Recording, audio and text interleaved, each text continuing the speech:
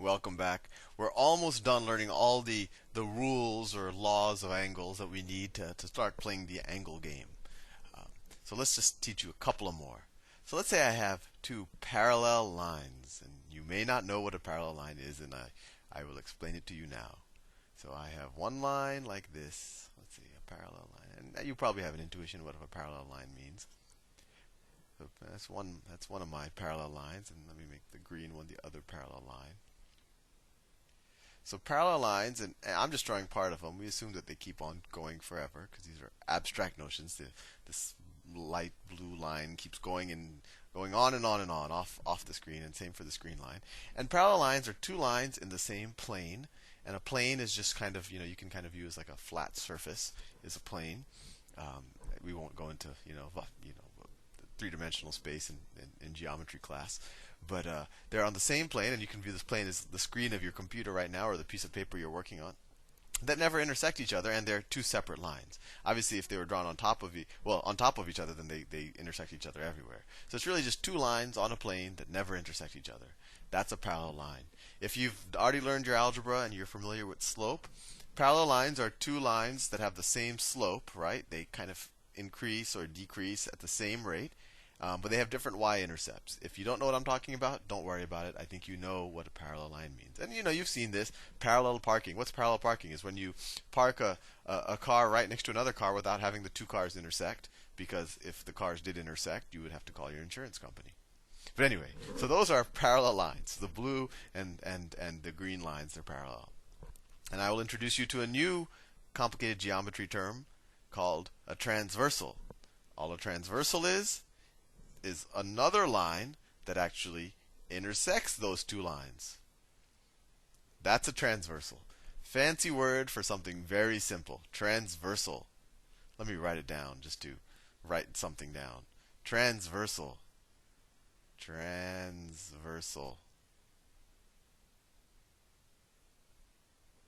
It crosses the other two lines. I was thinking of mnemonics for transversals, but I probably was thinking of things inappropriate. But anyway, involving things that cross. Anyway, going on with the geometry. But so we have a transversal that intersects the two parallel lines. And what we're going to do is think of a bunch of, and actually if it intersects one of them, it's going to intersect the other. And I'll let you think about that. There's no way that I can draw something that intersects one parallel line that doesn't intersect the other, as long as this line keeps going forever. And I think that might be pretty obvious to you.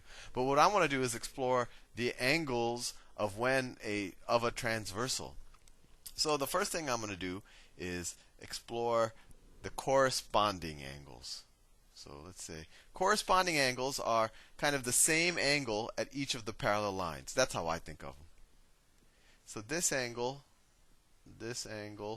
and this angle are corresponding angles. Right? Because they kind of play the same role where the transversal intersects each of the lines. And as you can imagine, and as it looks from my amazingly neat drawing, I'm normally not this good, that these are going to be equal to each other. So if this is x, that this is also going to be x. And if we know that, then we could use actually the rules that we just learned to figure out everything else about all of these lines, right? Because if this is x, then what is this going to be right here? What is this angle going to be in magenta?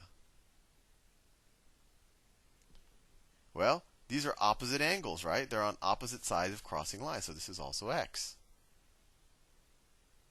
Right?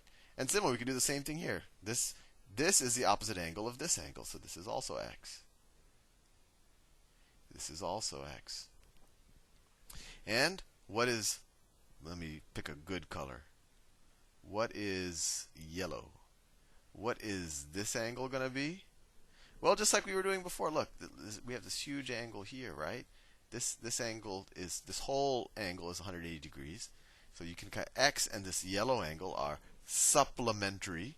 So we could call this, angle y, and this is equal to 180 minus x, right? And we're just using supplementary angles here. Well, if this angle is y, then this angle is opposite to y. So this angle is also y. Fascinating. And similarly, if we have x up here, and x is supplementary to this angle as well, right? So this is equal to 180 minus x, or it also equals y.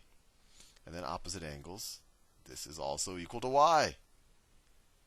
So there's all sorts of geometry, words, and rules that fall out of this, and I'll review them real fast, but it's really nothing fancy. All I did is I started off with the notion of corresponding angles. I said, well, you know, this x is equal to this x. And I said, oh, well, if those are equal to each other, well, not even if. I mean, if this is x and this is also x because they're opposite, and same thing for this. And then, well, if this is x and this is x, then those equal each other, and as they should, because those are also corresponding angles. Because these two magenta angles are playing the same role, right? They're both kind of the bottom left angle. That's how I think about it. And we went around, we used supplementary angles to kind of derive, well, these y angles are also the same. This y angle is equal to this y angle because they're corresponding. This y angle is equal to this y angle because corresponding. So corresponding angles are equal to each other, and it makes sense. They're kind of playing the same role. You know, I kind of, you know, the bottom right angle is equal to the bottom right angle. So corresponding angles are equal. Corresponding angles are equal. That's my shorthand notation. And we've really just derived everything already. That's all you really have to know. But if you wanted to kind of skip a step, you also know that alternate interior angles. Alternate interior angles. Angles are equal. So what do I mean by alternate interior angles? Well, the interior angles are kind of the angles that are closer to each other in the two parallel lines, but they're on opposite side of the transversal. That's a very complicated way of saying this orange angle and this magenta angle right here. These are alternate interior angles, and we've already proved if this is x, then that is x, right? So these are alternate interior angles. This x and then that x are alternate interior, and actually this y and this y are also alternate interior, and we already proved that they equal each other. And then the last term that you'll see in geometry is alternate. I'm not going to write the whole thing. Alternate exterior angles. Alternate exterior angles are also equal, and that's the angles on the kind of further away from each other on the parallel lines, but they're still alternate. So that an example of that is this x up here and this x down here, right? Because they're on the outsides of the two parallel lines, right? One's on top, one's on bottom, and then they're on opposite sides, they're on alternate sides of the transversal. These are just fancy words, but I think hopefully you have the intuition. It's just, you know, corresponding angles make the most sense to me, and then everything else proves out just through opposite angles and supplementary angles. But alternate exterior is that angle and that angle. And then the other alternate exterior is this y and this y. And those are also equal. So if you know these, you know pretty much everything you need to know about parallel lines. And now the last thing I'm going to teach you in order to play the geometry game with full force is just that the angles in a triangle add up to 180 degrees. Let's see.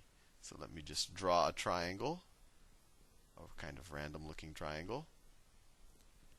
That's my random looking triangle. And if this is x, this is y, and this is z, we know that the angles of a triangle, x degrees plus y degrees plus z degrees, are equal to 180 degrees.